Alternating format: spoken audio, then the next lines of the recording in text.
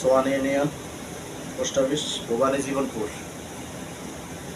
আমি নারায়ণগঞ্জ আইসি আজকে দীর্ঘদিন ধরে ইমু ফ্যাশনে ড্রাইভিং পেশা হিসেবে আছি, চাকরি করি।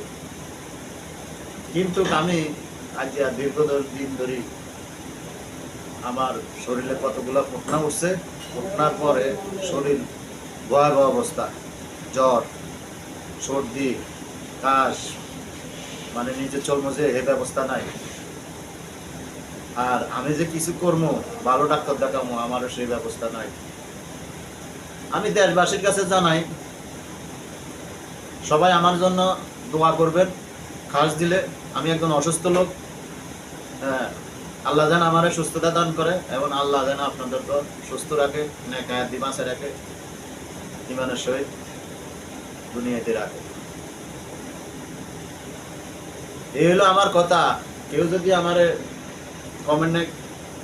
কমেন্ট করে কি বলবেন।